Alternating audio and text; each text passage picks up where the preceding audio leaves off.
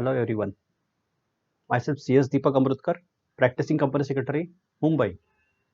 Welcome to my YouTube channel, The Corporate World. The today's topic for discussion is about closing a company. Here, a company means a private limited company. Now, the topic is very much relevant as we will discuss about various reasons for closure of company. Why the companies are closed down. There are many reasons like lack of capital by the directors, then health reasons, health issues of directors, and then poor market conditions may be the one of the reason. Demand for product of the company may be less. The other reason is natural calamities like pandemic, COVID pandemic. These are basic reasons for company closure. The other circumstances under which a company can be closed may include removal of name by Ministry of Corporate Affairs under Section 248 of the Companies Act 2013 for non-compliance. That is, if the companies failed to comply or failed to file ROC annual return with the Register of Companies for consecutively 3 years, then the Ministry of Corporate Affairs and Register of Companies have power to remove the name of the company from the records of the Register of Companies, and hence the companies cannot run their business in future. In previously 2-3 years back, Ministry of Corporate Affairs has removed almost 3 lakh companies from the records of Register of Companies for this reason. The other reason, just we will discuss in this topic. In this topic is when the directors themselves decide for removal of name of the company, an application need to be submitted to the Register of Companies for removal of the name of the company. Now, let us understand what are the integrities or the conditions or requirements for closing the company. First of all, the directors should meet in the board meeting and decide various reasons and discuss about the possible results of the company closure. Now, various points to be considered by directors shall include that company is not carrying on business since last 2 years.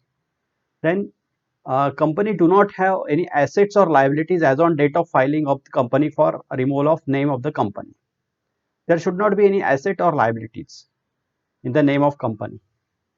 Then next point is that there should not be any government dues to the income tax, sales tax, GST or any other dues to the government. Then next is that there should not be any public deposits to be accepted or accepted from public. Then next condition is there is no inspection or investigation against the company to be carried out by government agencies like Ministry of Corporate Affairs. Then the director should also consider that the company do not have any outstanding loans, secured or unsecured. Secured loan means from banks, unsecured loan means from directors. Then the company does not have any dues towards any local authorities. Then all the other liabilities of the company have been settled or discharged or extinguished. मतलब जो भी liabilities है वो पे किया जाता है as on date of filing of the form. Then next is all requirements of the act or rules made thereunder. Companies act 2013 का जो भी कंप्लायंसेस है, प्रोविजंस है, वो सब कंप्लीट किया होना चाहिए. Then all income tax filings and annual filings with the Register of Companies is compulsory before application for removal of name under Section 248 of the Companies Act 2013. This is a necessary condition. Every company should file all income tax returns and ROC returns before application to be made to the Register of Companies for closure of company. Now the next point is that the company do not have any assets or liabilities as on date of filing of form STK2. STK2 एक form होता है जो company application करती है removal of name of the company. For closure of company. ये सब points जब board of directors discuss करते हैं मीटिंग में, तो उनका एक रेजोल्यूशन पास किया जाता है, बोर्ड रेजोल्यूशन। उसका फॉर्मेट मैंने एक स्लाइड में नीचे दिया है, you can refer the board resolution format. Then when the board of directors decide for closure of company, then shareholders approval is also required. Shareholders should pass also a resolution for closure of the company. Majority of shareholders should approve the passing of the resolution. Now we will discuss about filing of form STK 2. This is the form to be filed with the register of companies for closure of company. Now, before filing that form, we should consider, at the time of filing the form, following points should be considered by the applicant. First, we have to fill up the CIN number of the company, that is identification number of the company. That should be pre-filled in the form STK 2. Then the next point is the form asks for whether a company is a listed company or not. Yes or no, we have to select it. Then next is the form asks for business activity carried on by the company before closure of the company. That we have to fill up as per a memorandum of association, business main object mentioned in memorandum of association. Then next point in the form STK2 is about DIN number. DIN number of the company is director identification number. Suppose company has 2 directors or 3 directors, the DIN number of the all the directors should be active, so that the form can be pre-filled and form can be submitted. Now, when the DIN number is active, and we will move ahead for uh, various conditions and declarations. So far we have discussed about in previous discussion. Now let us move ahead with respect to uh, what are the attachments we should attach to the form STK2. We have to attach board resolution authorizing the filing of this application. Board resolution का एक format दिया है, वो all director should sign and we should attach the board resolution copy to the form STK2. Then next is special resolution passed by shareholders, that should also be attached to the form STK2. Then next point is indemnity bond. Indemnity bond जो होता है वो all directors should sign. The indemnity bond should be on 500 rupees stamp paper, and the format for indemnity bond is given in form STK3. That when all the directors should fill up the form and sign it, and that form STK3, which is on 500 rupees stamp paper, should be notarized. That notarized copy of indemnity bond in form STK3 should be attached to form STK2 for closure of the company. Now next attachment for form STK2 is affidavit. That affidavit should be in form number STK4. That form should be on ₹100 or stamp paper. If suppose company has 3 directors, then each director should have a stamp paper in his own name, and that affidavit should be properly filled up, and then notarized copy should be attached to form STK2. Now, form for indemnity bond should be in the name of company. That 500 rupees stamp paper should be in the name of company, and form STK4, that is affidavit, should be in the name of directors.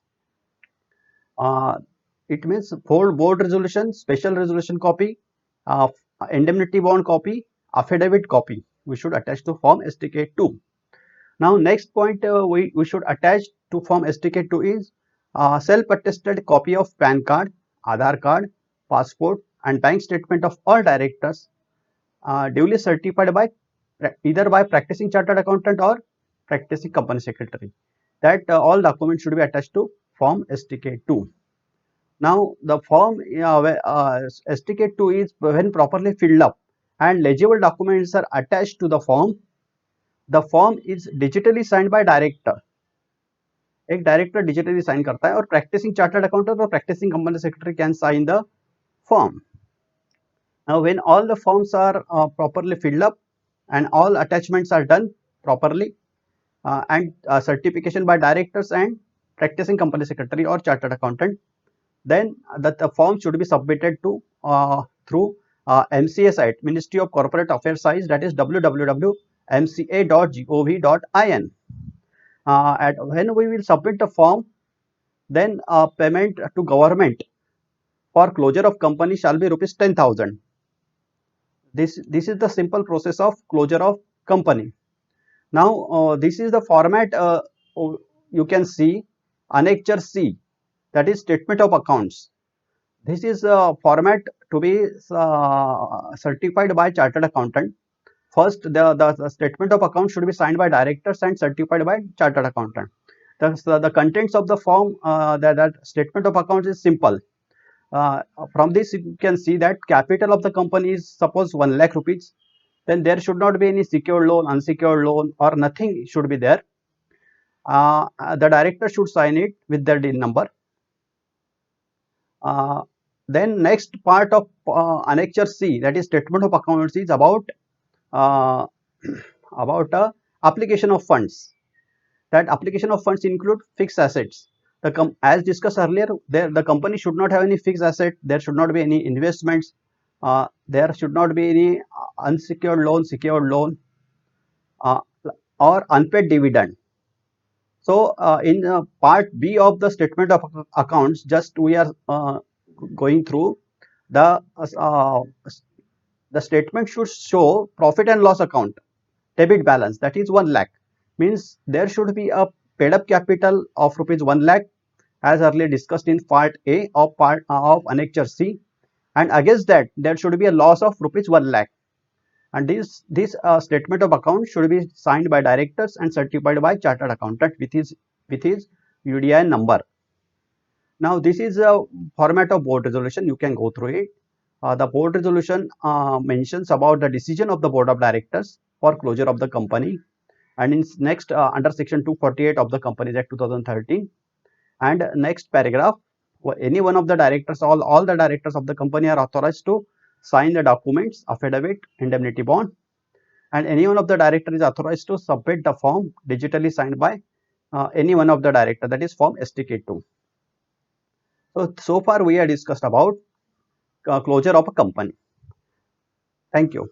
If you like the contents of the video, do like, share and subscribe to the channel.